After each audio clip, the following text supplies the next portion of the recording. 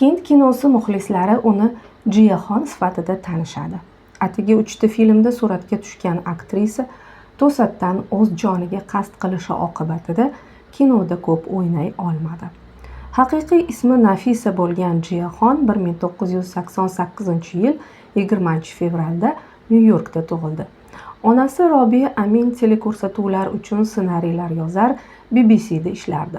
Lekin 80-yillarda Hind kinosida ham suratga tushgan. Nafisa otasini hech qachon ko'rmagan. U oilasini tashlab ketganda atigi 3 oyli bo'lgan. U bilan uchrashishga hech qachon urinmagan. Otasi ham xuddi shunday. Nafisa onasi bilan tumanli Albionga ko'chib bordi.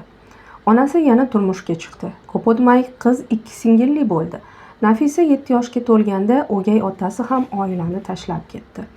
6 yoshida Rangila filmini ko'rgan Jiya aktrisa bo'lishni istab qoldi. Raqslar bilan faol shug'ullana boshladi. Vaqt o'tib u kathak, lambada, salsa, samba va qorin raqsi ustasiga aylandi. Raqs va aktyorlikdagi mahoratidan tashqari Jiya fortepiano chalish bilan ham jiddiy shug'ullanardi. Ovozi ham yaxshi edi. O'z vaqtida hatto opera qo'shiqchisi bo'lishni orzu ham qilgan.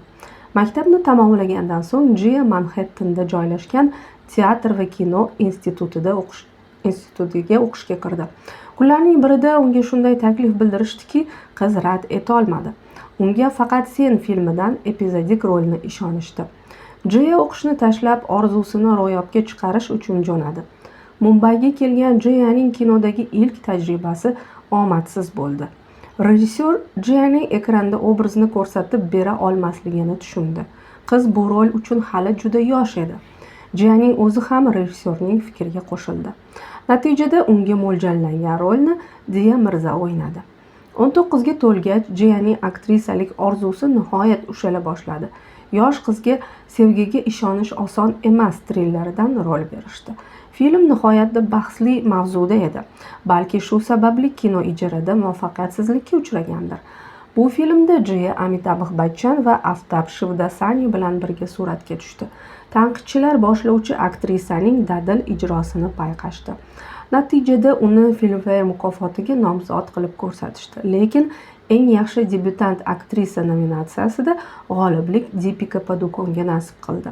Keyingi yili Jiya yana kinoda suratga tushib, Gajini Qasos filmida Sumita rolini o'ynadi. U o'z rolini maromiga yetkazib ijro qildi.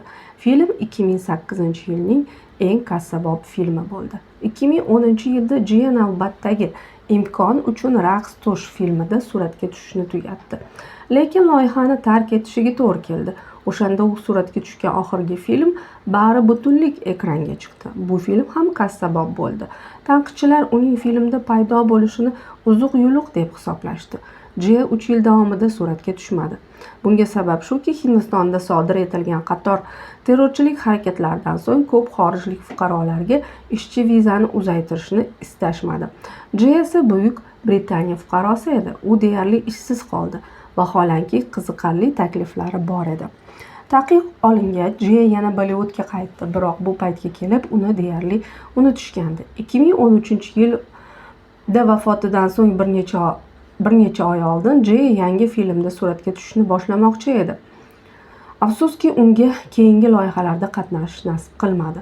2013-yilda Pining hayoti kastingida qatnashgan Jiya sinovdan o'ta olmadi. Rejissyorlar unga ozishni tavsiya qilishdi. U o'zini parhez bilan qiynay boshladi. Ehtimol ana shu uning tushkunlikka tushishiga sabab bo'lgandir. Jiya onasiga qo'ng'iroq qilib, Bollywooddagi faoliyati butkul barham topganini aytdi. Biroq qiz kelajagini boshqa soha bilan bog'lashi mumkinligiga umid qilar, interyer dizayneri bo'lishni orzulardi. Afsuski, u o'z orzularini ro'yobga chiqara olmadi. Vafotidan bir kun oldin 2013-yilning 2-iyunida Jiya sevgan yigiti Suraj Pancholi bilan urushib qoldi. U yigitga ko'plab SMS xabarlar jo'natdi. 3-iyunda Jiyaning uyiga kelgan Robiya Amin uni qandilga osilgan holda topdi.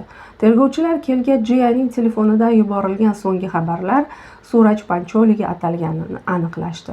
Jiya va Suraj 2012-yilda tanishgan. Ma'lum bo'lishicha, bu vaqt ichida Jiya Surajdan homilador bo'lgan, lekin homilani oldirgan ekan. Ayrimlarning aytishicha, Suraj bir necha marta Jiyaga qo'l ko'targan. homilani oldirishga majbur qilgan. Ular goh yarashishar, goh ayrilishardi. 2013-yilda ularning munosabatlari barham topdi. Ayrilishni Suraj istadi. Yigitning aytishicha, qizning kayfiyati tez-tez o'zgargani sababli Jaya bilan ajralishga qaror qilgan. Jaya nima uchun o'z joniga qasd qildi?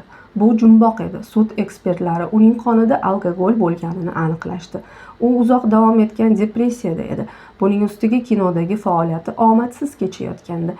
Balki qizning joniga qasd qilishiga sevgan yigiti sabab bo'lgandir. Tergovchilar o'lim oldidan yozilgan hech qanday xatni topisha olmadi. Axir o'z joniga qasd qiladigan odam odatda o'limi oldidan xat yozib qoldiradi. Dilidagi dardlarini aytadi. Bir hafta o'tib Jayaning xati topildi. Unda aktrisaning o'z joniga qasd qilishiga undagan sabablar aytilgandi. Jayaning o'limi oldidan yozgan nomasini onasi topdi va politsiyachilarga topshirdi. Jaya 6 ta sahifada hayotiga nuqta qo'ymoqchiligini bildirgandi. Hatto u bir yigitga bo'lgan telbavor sevgisi haqida so'zlab, uni nafaqat ruhan, balki jismonan yo'q qilganini aytgandi. Buni o'qigandan so'ng